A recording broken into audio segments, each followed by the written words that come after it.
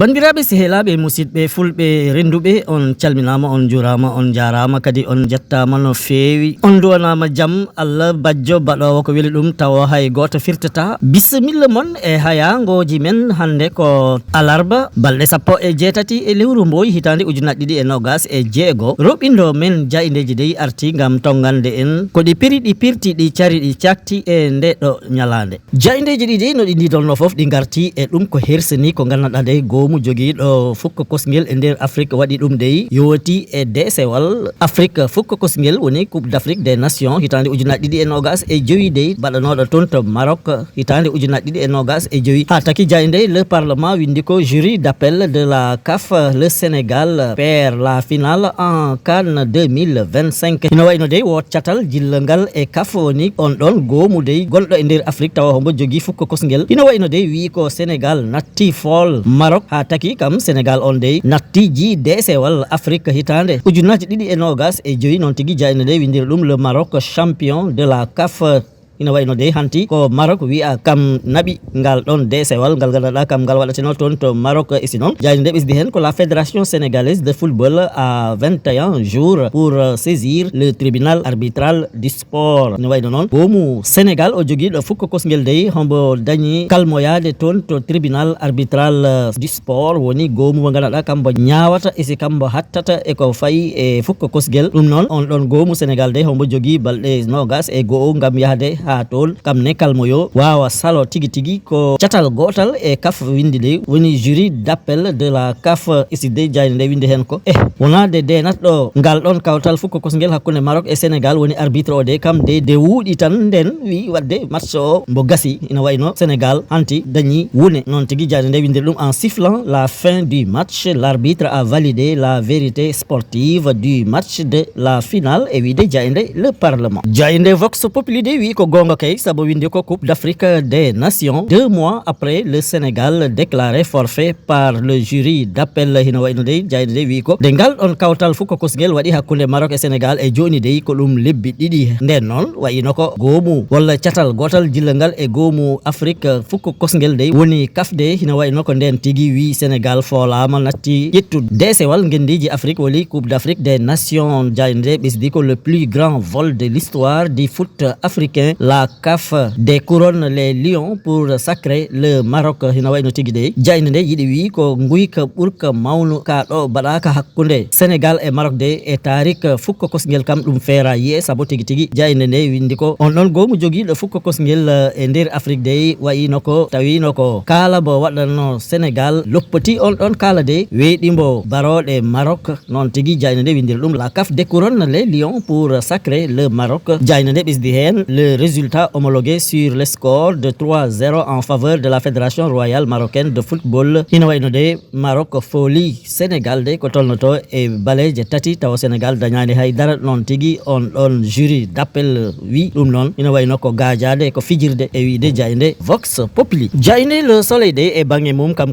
windi ko la blague du siècle hino wayno de ɗum ko gajade e si ko fijirde ne gandanɗa de e ɗi duuɓi temedere kam hay goto feeraɗi yi non tigui jayde nde windiri ɗum le jury d'appel de la CAF déclare le Maroc vainqueur de la Coupe d'Afrique des Nations 2025 2 mois après hino wayno de ngal ɗon catal jillangal CAF hino wayno ngal wi ko Maroc fooli Sénégal e desewal gendiji Afrique hitande ujunnaje 2025 woni Coupe d'Afrique des Nations 2025 ɗum noon caggal de ngal ɗon kawtal gasi nden e joni ɗum waɗi lebbi ɗiɗi jayno de ɓesdi hen ko dénonçant une forfaiture la Fédération sénégalaise de football va saisir le TAS hino wayno gomu o gonɗo nder Sénégal taw hombo jogui fukka kosguel dey mbo mettini ko ngal ɗon catal jillangal e CAF waɗi de e si noon ɓe mbi ɓe potata ɗon saabu noon ma ɓe jaafa to tribunal arbitral du sport woni on ɗon gomu ñawowo ko fayi e fukka kosguel dey ɓe kalmoyo toon saabu ko CAF waɗi ko kam ɗum feera yiye ɗum feera nane e wiide jayde Le Soleil jayde Las kam addi ɗum ko e daɓɓa nafoka saabu windi ko la honte wiide ndaw ko ɗum hersani jayde nde windi ko annulation de la victoire du Sénégal par la CAF la honte honte wiide de wonɗo goomu Afrique fukko kosngel de wonɗo mbo loppoti desewal fukko kosngel mbo Sénégal ƴettu noon caggal de fooli Maroc wettimbo on ɗon Maroc de wi kam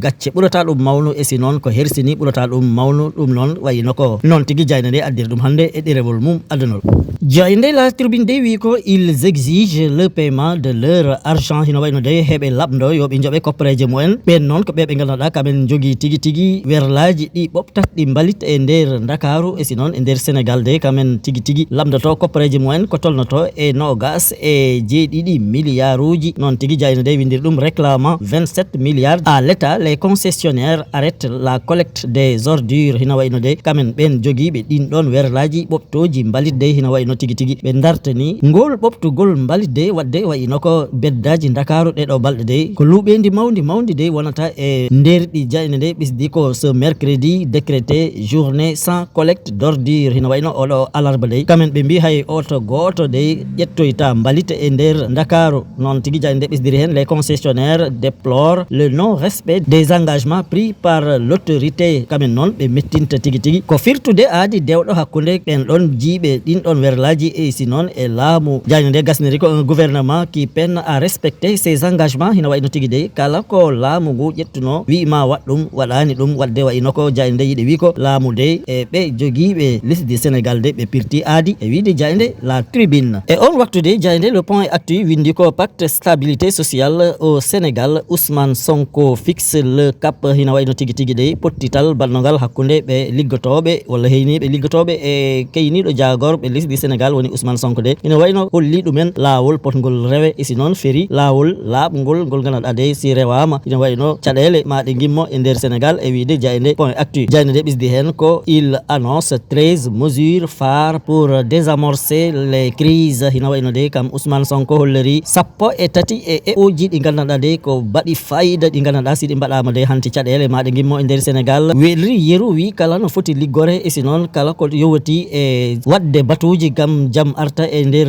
galleji liggorteɗi de ɗum ma ɗum darane no hannirta ni noon tigui Diayna de windiri ɗum par exemple il y a la réforme du code du travail et protection sociale noon tigui Diayna de addiri ɗum hande ha joni Diayna de point actu windi ko Casamance deuil dans les rangs de l'armée après une explosion mortelle à Sindian 3 militaires tués et 3 autres blessés hina wayno de toon to Casamance e leegal Sindian de ko tolnoto e dadiɓe tato huniyankoɓe woni militaire ɓe de ɓe kawri toon e laƴal e si noon tato dañi hen gañanɗe musɗe ɗum noon caggal kode woto ko fetti toon e dow mumen ha taki Diayna de windi ko tigui e nder huniyankoɓe de woni armée Sénégal dadiɓe ɓe de hina wayno hande ko e sunare mawde ɓe goni e wiide Diayna point actu gasnirten ko Diayna la libération de holli en tigui ko hono o mo ganduɗa ka woni Babacar Mouhamadou Diagne waɗi fa dogi arifa e nder Sénégal toon to Bowal laaɗe diwoje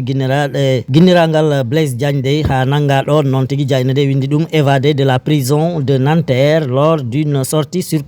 sortie culturelle au Louvre hino wayno de o mo ganduɗa ka woni tigui Babacar Mouhamadou Diagne de ko dokɗo toon to kaso gonɗo Nanterre lesdi France ɗum noon ko de ɓe jaltina ɓe mbiya yo ɓe jaah toon to legal Louvre de gam ɓe ƴeewa toon ko kewi ko toon fina tawa mumen noon tigui Diayna de ɓisdiri hen wi nden tigui o mo ganduɗa de hombo immi e ɓesgu Sénégal tawa noon ko ɓiɗɗo France tawa duuɓi mum hiɗi tolno e nogas e joyi de hono waɗi fa yahi toon to Bruxelles de ƴetti laana ndiwoya ka ari e nder Sénégal ɗon tigui nanga noon tigui Diayna de windiri ɗum issu d'une famille sénégalaise le français de 25 ans était en provenance de Bruxelles via Air Sénégal noon tigui Diayna de windiri ɗum omo ganduɗa kam jagga toon to aéroport international bo Blaise Diagne de ko e laana ndiwoya Air Sénégal de ardi tawa noon hombo immi toon to Bruxelles e wiide Diayna la libération bandiraɓe sehilaɓe ɗum woni ɗo seeɗa e komin gaddanno on e ko Diaynaji ɗi dawi ɗi bindi hande tottodiren aadi ha sanga goɗɗo so weeli Allah joom baɗe e bawɗe o